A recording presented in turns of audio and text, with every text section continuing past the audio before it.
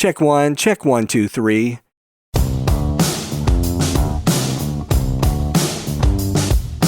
Hey everybody, it's Michael Helms, also known as Michael the Sound Guy, and this is the Location Sound Podcast.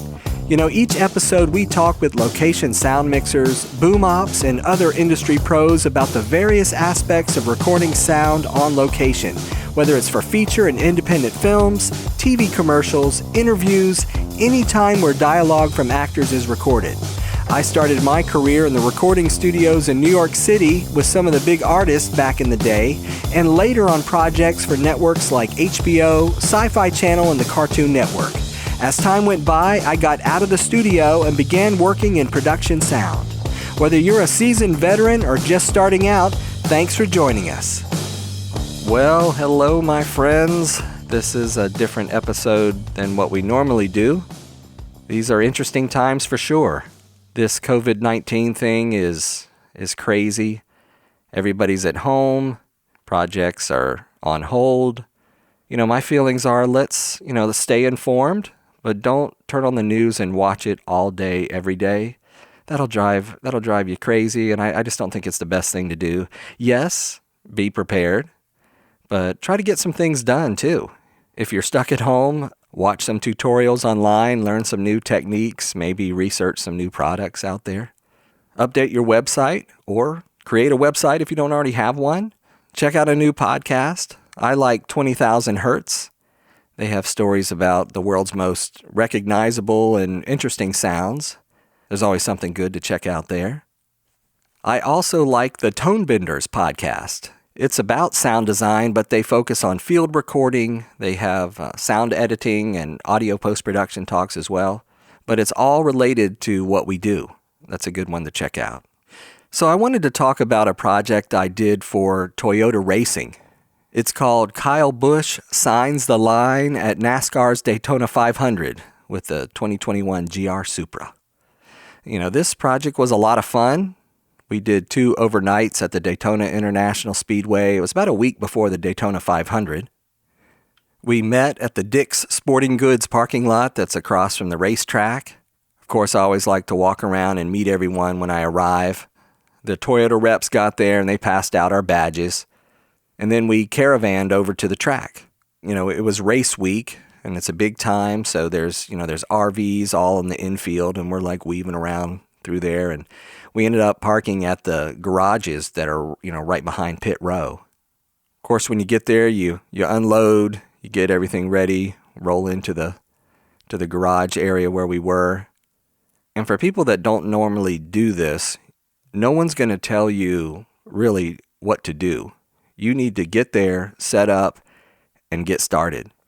I always start everything off by doing a frequency scan. And I usually scan with everything off first so I can kind of see what's happening frequency-wise in the area. Then I turn on the Comtex.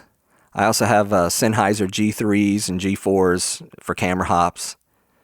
And I'll turn those on and scan, get those guys ready. And then I also was using a Lectrosonics SRc receiver. I was in B1. And I have 2 Lectrosonics SMDWBs, so fire those up. And by the way, I was using the Energizer lithium batteries for the first time. Oh my gosh, those things lasted all day. And I actually had some in the G3s and G4s, and I left them on overnight by accident when I put them in my bag. The next morning, they still had like 3 bars fully charged. I was like, wow. I was also using the Sanken COS-11 lavs, and I had a Sennheiser 416 in a Rycote blimp with a windjammer because we were outside and it was a little breezy. And I was using the Tentacle Sync timecode boxes, the original versions. You know, when I'm setting up, I also like to walk over and talk to the first and second AC about, camera hops and timecode boxes before they actually get the camera built so they can allow for your stuff. Because sometimes once they get everything built and then you show up, it can be kind of a pain, to kind of redo their wiring or whatever. So just try to get to them as soon as you can, just so they know that you have stuff that needs to be attached to the camera. They were using an Arri Alexa Mini, and so when it comes to timecode, it's a 5-pin LEMO connector. So that's something you need to know in advance. If you don't already have one, you either need to buy one or rent one. And I always ask about the frame rate. And of course, the first and second AC have that information. But then we had a DIT, so I go and I talk to the DIT and I confirm with him the frame rate is, yes, what they said, and we were shooting at 24 frames per second. I then go ahead and jam my timecode at the mixer, and then I jam the slate and the Tentacle Sync boxes as well. Once everything was kind of set up, we rolled down to the track area, and we set up at the finish line. Kyle Busch was our NASCAR driver / celebrity, and we had him for about an hour. So once we got set up, we were just waiting for him to arrive. Once he got there, they had him change into a t-shirt and a leather jacket, and I didn't have a lot of time to wire him up, so I quickly got him set up, and I used a COS-11 with a little Rycote fluffy, and I mounted it on the inside of his jacket with some top stick. And it was, like I said, it was a real quick thing. I didn't really have a lot of time. And then I also boomed him as well. And he basically looks like he's getting out of the car, which is parked right there on the finish line. And he walks up to these, I think they're Toyota Racing sponsored drivers, and they're like the new guys, the ones that are just kind of getting started in the industry, probably in their early 20s. And what he does, he walks up and he tosses the keys to one of the guys and delivers his line. So I just kind of walked with them as they did that line. After they wrapped that, we went to our second setup, which was 2 actors playing security guards at a guard shack, and that was just outside of the track, almost a little track entrance area. These guys were wearing like a white, thick, starch, like security shirt, and it was weird because it had buttons that went halfway down, and then it turned into like a zipper, but it was all hidden behind what looked like buttons. So I used 2 COS-11s with RM11s, and I used Joe Sticky Stuff. And I put some Joe Sticky Stuff on both sides of the RM11, and I secured that on their shirts between 2 buttons, right around the sternum area. Then they put a prop radio on these guys, so I had to make sure it wasn't rubbing. And the guy that was putting the prop radio on, he was real considerate of where I had the mic and didn't want to do anything that would interfere with that, so that was cool. One of the big things that I like to do is try to get the talent mic'd before someone asks you to mic the talent. So once I know they're in wardrobe, they're ready, makeup is done, I go ahead and get them all set up, test the mics. I always tell the actors, I'm going to turn this on, your mic's live, I just want to make sure everything sounds good, and let them walk around with that stuff on for a while, for as long as you can, really.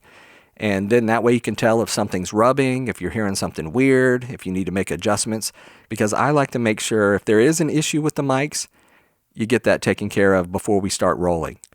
Now, sometimes you still have to make adjustments once people start getting into their roles, but hopefully the critical stuff is all taken care of before that. Also, I boomed these guys as well. So there were some wide shots and there were some tight shots, and camera was great. I could get right in there. Plenty of options for post. So that was pretty much the first night. The second night, we started in the parking lot behind the racetrack. This night was all about the car. So I mic'd up the car. I used a COS-11 with the little fluffy Rycote on the end, and I taped it right above the exhaust on the back of this car. And then I taped my cable, and I went up into the back. It wasn't really a trunk. It's kind of like just the back of the car that pops open. There's a little storage area. And I put one of my SMDWBs in there and taped that down securely. And of course, you're doing exhaust. You don't have a lot of options. So I'm adjusting the gain on the mic like down to 2. It was pretty low because we don't want the mic to clip, of course. And also, too, before you put any kind of tape or any kind of adhesive on a vehicle, ask if that's okay. I mean, this was it's a full production car, but I don't know, is this the only car they have? You just got to be considerate to make sure you don't, damage the car accidentally. You got to pull your tape off and here comes some paint or something. I also put a couple mics in the car. We had a stunt driver, and originally I was just going to do a bag drop in the car, but something came over me. I was like, is it all right if I ride with the stunt driver so I can adjust levels as we go? And they were like, yeah, sure. And I later was wondering, was this really a good choice? We did a bunch of starts and stops and acceleration, deceleration, downshifts, and then I got some drive-bys afterwards. It was pretty cool overall, though. afterward, I asked the guy, I was like, how fast were we going? He goes, well, I was watching RPMs, so I didn't blow the engine. So he was like really cruising. But we were in the parking lot, and there was like a lane with just cones, like a single lane, and we are cruising, and it's pitch dark. I'm looking down, I'm trying to adjust levels, but I'm also looking up and going, we're running out of road here. It was pretty exhilarating, to say the least, for sure. For the next shot, they actually had a fake finish line painted in the parking lot in the back, behind the track here. And what they did was the stunt driver raced in and did donuts on this fake start-finish line. And then, so I'm recording all the sound from that and multiple takes on that. They had a crane, so they were shooting down, and then they've got different angles and stuff. And then they also did some shots where the car was parked, and they had the driver just sit in there, and they had the camera shooting in the window, and they just moved all these lights in the background behind them, so it looked like for their tight shots of the steering and shifting and things like that, it looks like the car is moving. Then we actually went back to the track, and they had a Russian arm, and it was mounted on a Porsche Cayenne. So that thing looked like mission control on the inside. So there was some time as they got that set up, and my job was pretty much finished at that point. So I just kind of got all my audio transferred to the DIT. We finished early Tuesday morning, and the production company Whatnot Films, they flew back to, I think they were in Charlotte, North Carolina, and they did the edit up there and all the post work. And this thing was released like that following Saturday morning, the weekend of the Daytona 500. This project was pretty cool overall. I had a great time. It actually came through Production Hub, and I pay for their service. I interviewed Janelle Jordan, who's the production manager there. So reach out to her and let her know that you heard about them on the Location Sound podcast. And so if you get a chance, check out this video. It's on YouTube. It's Kyle Busch Signs the Line at the Daytona 500. So as I kind of wrap up this different episode of the Location Sound podcast, I just want to say I appreciate everybody. I really enjoy doing this. I love talking with production sound mixers from around the world. And the feedback that I get from you guys is so helpful, and I appreciate you listening. Feel free to reach out to me anytime. You guys can contact me at locationsoundpodcast@gmail.com. I love your feedback. I love, the ideas that you have for the show, and we're going to keep doing it. But thanks again, and I just want to encourage everybody to stay safe, hang in there. This too will pass. Until next time.